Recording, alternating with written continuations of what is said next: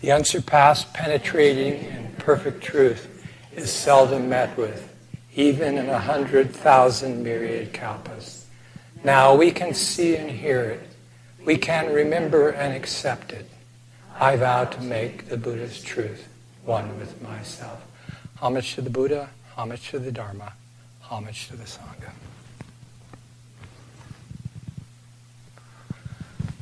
Oh, nice to see you all. I'm going to talk today about the middle way, which is a very common Buddhist term. It is the path to the end of suffering, but I think sometimes we don't actually know what the middle way is, not in the sense of, yeah. So what I'm going to do is give you the definitive bit on the middle way. I'm going to quote from Bhikkhu Bodhi and his book, The Noble Eightfold Path, to begin with, and then talk about it. Okay.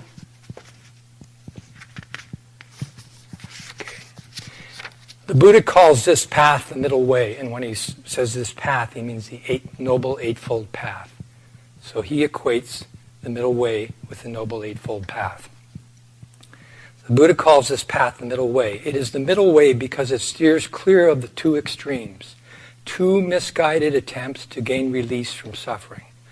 One is the extreme of indulgence in sense pleasures, the attempt to extinguish dissatisfaction by gratifying desire. This approach gives pleasure, but the enjoyment one is gross, transitory, and devoid of deep contentment.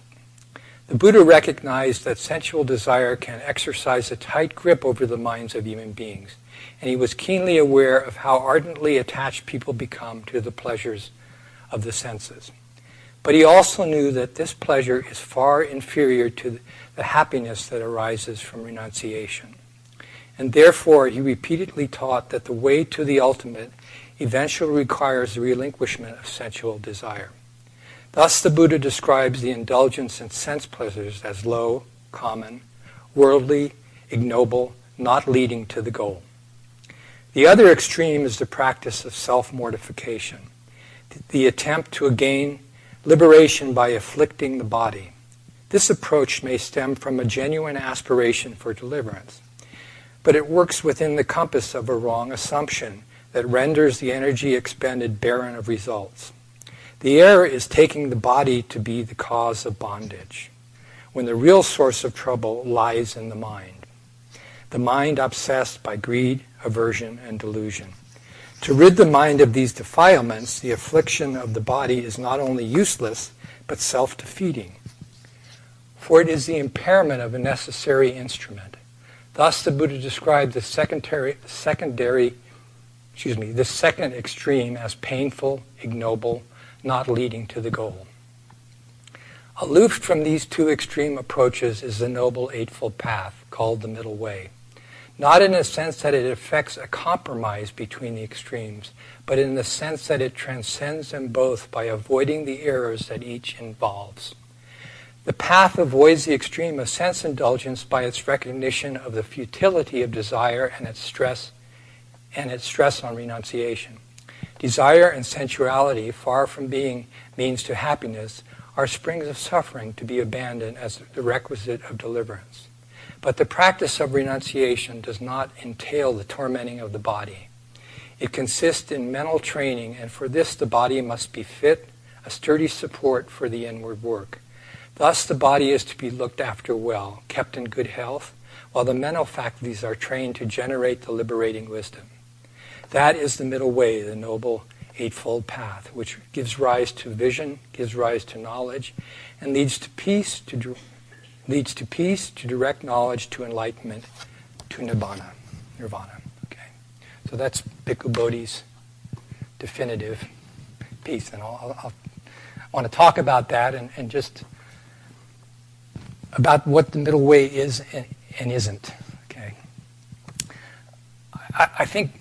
And I put myself in this category for a while. I was mistakenly thinking of the middle way as a compromise between pleasure and indulgence and asceticism and severe abstinence. Like I just do have a little less pleasure, a little less severity, kind of make a compromise on it. Although I think it's true that we come to training with a past history leaning towards one of these extremes. And consequently, we need to move away from an extreme to a middle place. So, it's just common. People are different, and some people, we'll say are ascetic by nature, or some people are, very sense-oriented. But the middle path is it isn't like we have to banish all these things, but we have to give. There's a bit of give that needs to this, okay? And as Bhikkhu Bodhi says, the middle way steers clear of the two extremes, two misguided attempts to gain release from suffering. The middle way is not a compromise between the extremes. It transcends them, both by avoiding the errors that each involves. So what we got going on here is we're not seeing clearly. We've got a misconception of what will really help us. And of course, that's very common, and we just have to work through it. So as you know, Buddhist practice takes resolve, discipline, and daily practice, over and over and over again. Okay? Reverend Master Jiyu used to say that the definition of religion is that we get in there and do something about ourselves. It's not some highfalutin spiritual whatever, or it's getting in there and doing something about ourselves and the things that cause suffering in our life.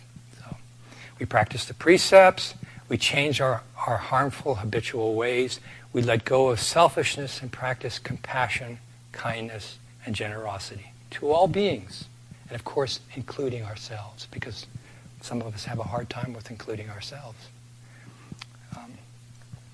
It's interesting, in the Dhammapada, the Buddha says, patient endurance is the supreme austerity.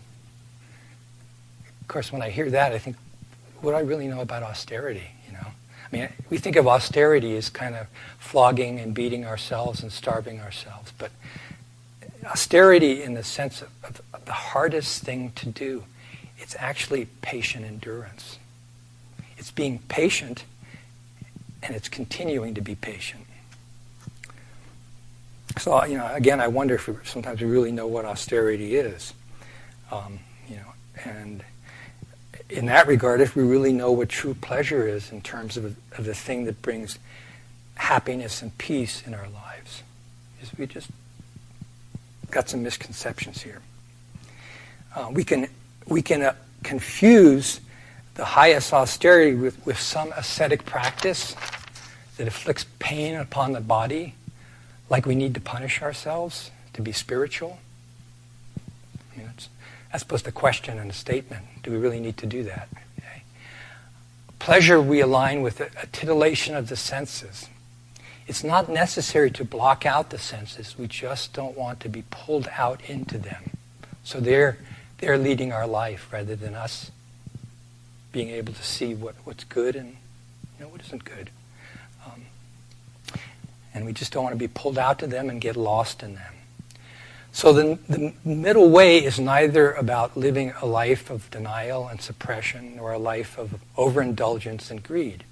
The middle way is about living a life that moves us away from suffering to practices that benefit ourselves and all beings. Patience is it's a hard virtue to practice. It's just really hard just to be able to sit still in the myriad conditions of our lives, many of which we don't even have control over. Okay? This takes a real effort. And the patient endurance that the Buddha is speaking of takes a lifetime of practice.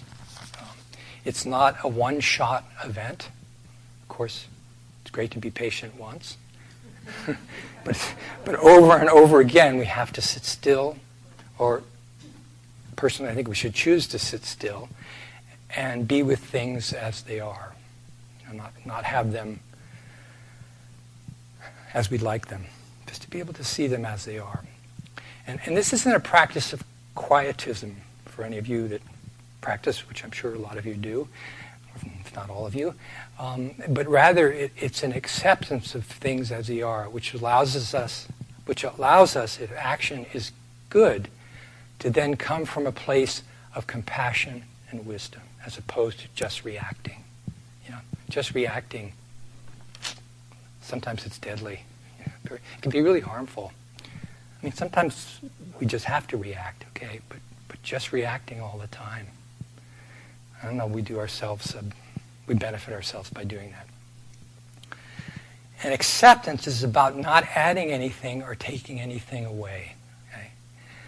Okay? Master Jiyu used to say to us, "Can you just drive the speed limit?" Okay, but the interesting thing with this, that was at a time in the history of California, maybe it was 30 years ago, I don't know, where the speed limit was brought down to 55 miles an hour because that was seen as a way to save fuel, I think, save gas, because there was a bit of crunch on gas at that point in time. And that's what she was talking about, that specific time. And of course, it didn't last long, the 55 mile an hour speed limit. People wanted to drive faster. They just want to go, they want to get there quicker. 55, it takes you longer to get there. But I don't know, maybe there were less accidents. So the experiment didn't last long, but she kept with that statement, can you just keep the speed limit? Okay. When I was growing up, my good friend up the street, so his mother was this really lovely, kind, tiny Irish lady. And when she got behind the wheel, you could barely see her head because she was really tiny. And I think mostly what she used the car for was to go down to the local grocery store, which was down the hill. But I was a little kid, and I'd watch her get in that car and drive down the hill. And then all of a sudden, there were these cars, dodging around her. And I thought, going slow can be as bad as, going too slow can be as bad as going too fast. Because, you could just see accidents happening. Okay? And of course, she was doing the best she could. But it was a good teaching. And I know, if we just want to take the driving analogy, that sometimes we have to go slower than the speed limit because of conditions. Icy conditions, heavy wind, rain, obviously it's good to go slower. And occasionally we need to go faster because there's something going on in the road that's, if we don't, we can get hit or somebody can hit us. But if we're doing that all the time, we're going faster. Maybe you want to look at that. Okay.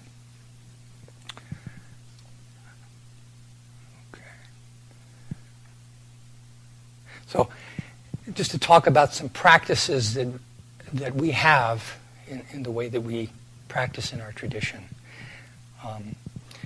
So, we have the practice of doing things with other people. I mean, most organizations do. Most religions do. But there's a lot of doing things with other people here. If you stay here, you're eating with people, you're sleeping close to people, you're sitting with people, you walk around and you're running into people all the time. But that practice is not so easy. Personally, I think it's much harder than just going off on your own. And we talk about that harmony is the Sangha treasure. Well, if you want to live in harmony, you actually have to do it with other people. Because, obviously you need to harmonize yourself, but you need to harmonize yourself in tune with other people. Okay?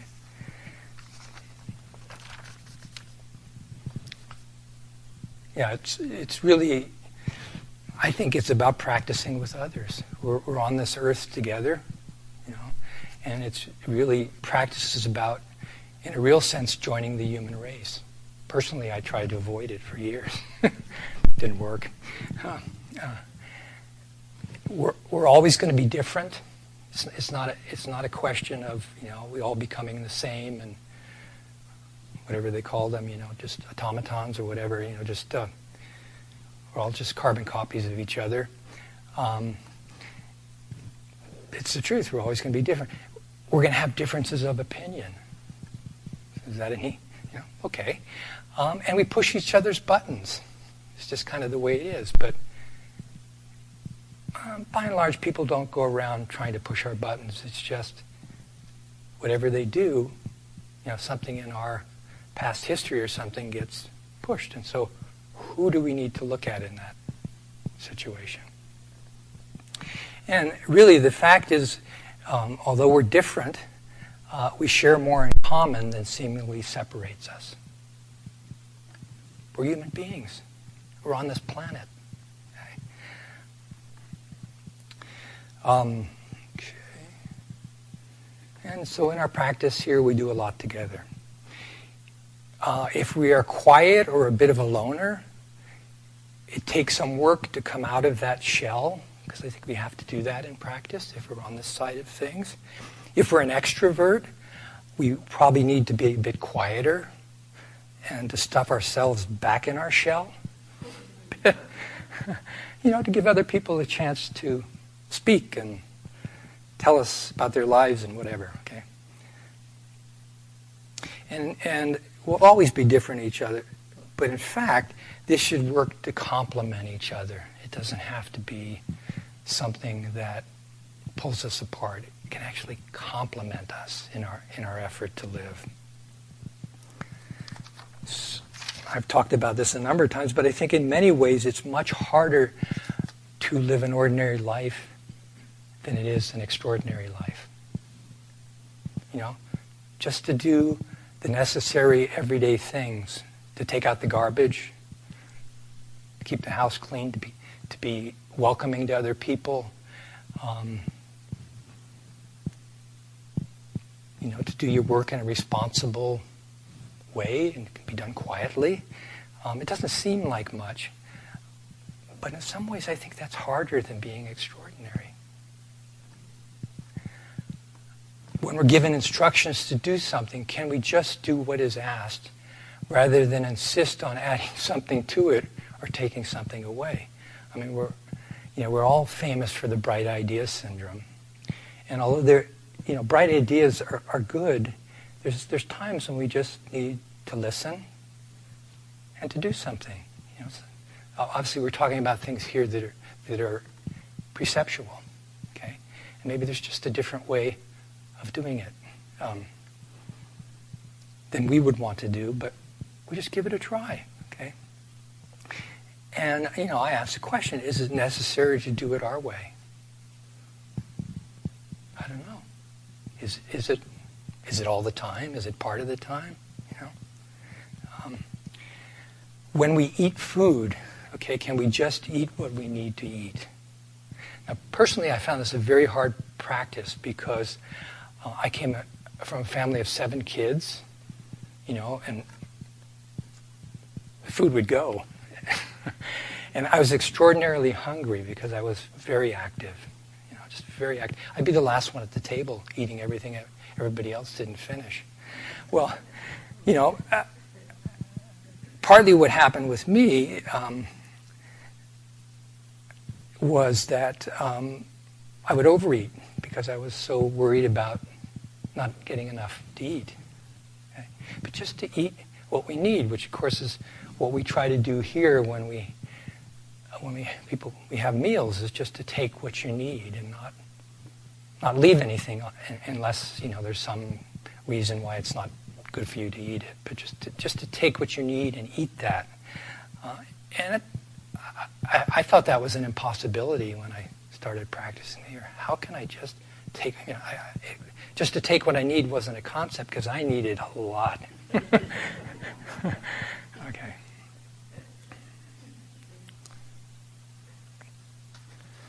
When I was in India, I visited the cave where the Buddha is said to have realized that his extreme food practices, because at this time he was just reducing it to like a grain of rice a day or something utterly crazy. But he realized that his eating practices plus just general practices, they weren't working. He was not peaceful. He was suffering, So he leaves that cave and he goes down into the valley. And in that cave in India, there's a Buddha on a rock inside the cave with this emaciated Buddha where you see all, his rib cage is just sticking out there. It's not very pleasant to look at. And quite frankly, there were a lot of people in the cave when I went there, and it was really hot. I couldn't stand there very long. I didn't feel bad about it, but it's this place where it's this cave up in the mountains where the Buddha is said to have realized, no, I can't keep going this way. I'm going to kill myself. So he goes down into the valley. He goes to the river, if I'm pronouncing this right, Naranjara. Okay, he bathes himself because part of his practice, I think, for quite a long time hadn't been to clean himself, which I'm sure was interesting. And he receives this bowl of a rice pudding from Sujata, and he eats because he hasn't, and he eats a nice amount. He fills himself up. There's a village in India called Sujata's village, and it's near the river. But we were trying to find the place where the Buddha might have done this, but you can easily in India end up in the wrong place. We didn't find it. Well, because people have different ideas of what the place was. It was so long ago, and then, as you all know how the story goes, he decides to sit down and meditate. And while he's doing this, these dancers from the local, where I'm quoting this from is from the Light of Asia, and these local dancers from this, it's an Indra's temple. They come by and they're jumping all around, singing this song, but the song is really, really helpful for him. Okay, where do I have that?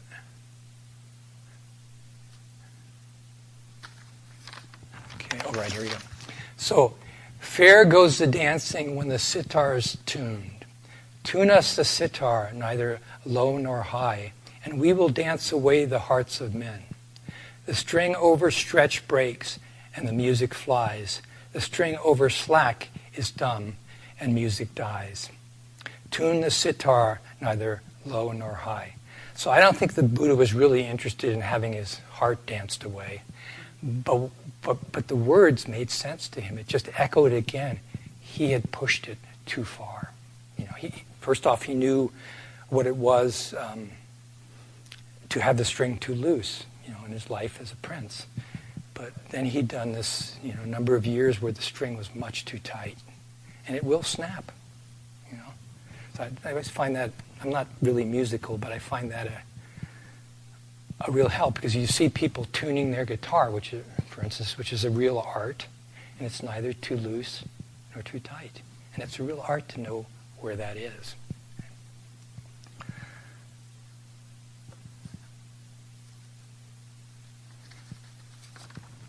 Yeah, because what he really needed, rather than to fight against his body and torture it, was to work with his body. Because the body is the means we have in this lifetime of reaching awakening. Okay? The body is really helpful. So, obviously here, overindulging our senses and our body is not a good course for training. Austerities that overtax the body don't, in the long run, bring beneficial effects. In fact, you can get sick, or you can do damage for life. But we just don't know better. We should neither pamper the body nor deprive it of what is necessary for good health. So I think that's kind of the razor's edge of training, that we don't pamper ourselves, and we don't deprive ourselves.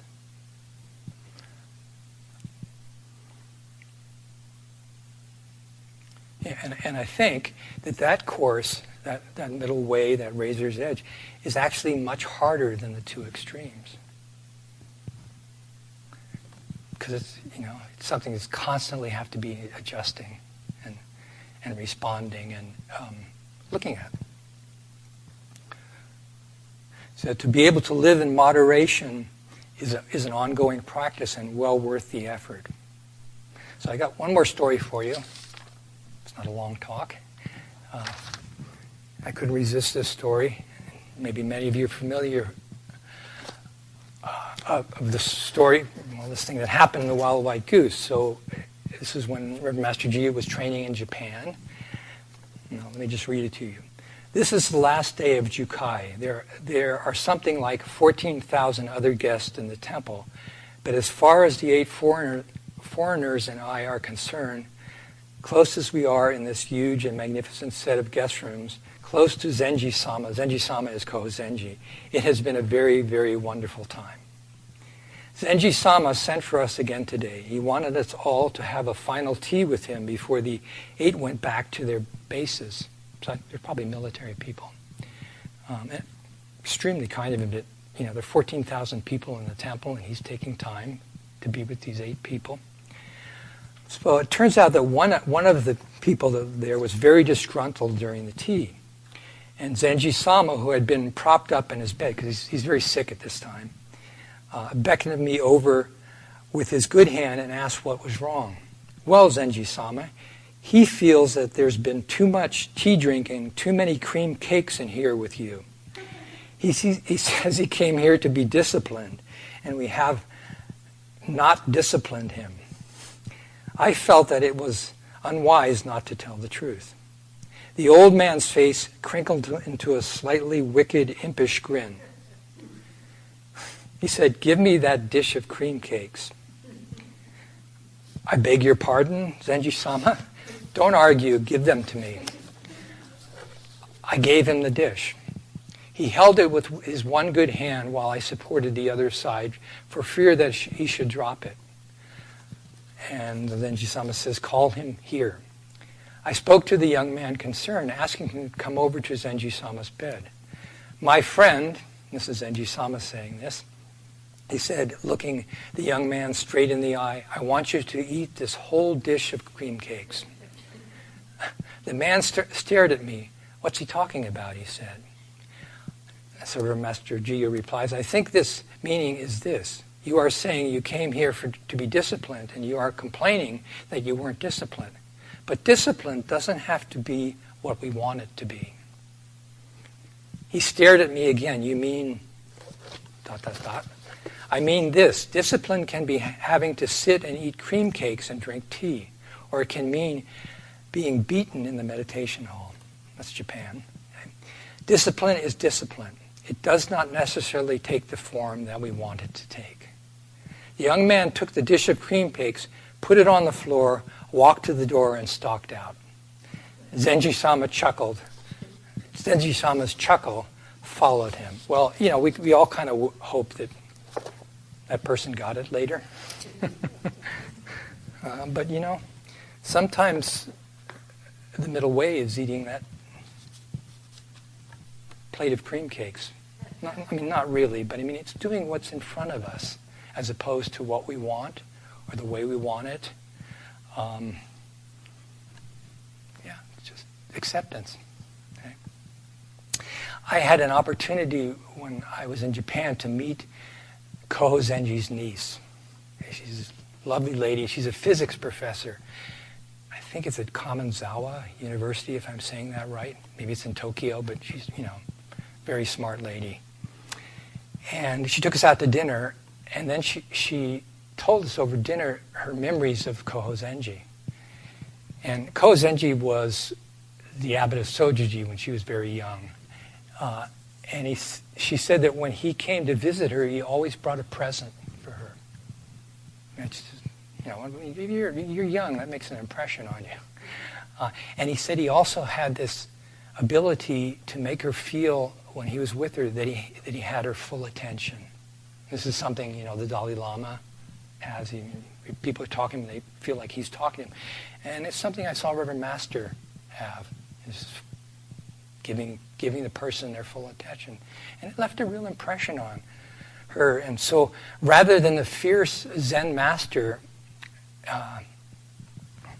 to me, Kozenji comes off as a kind and compassionate person.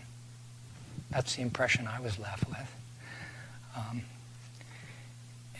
Patience, kindness, generosity, and compassion, we can go on and on with those, more of those type of things, to me are the marks of someone who is living the middle way.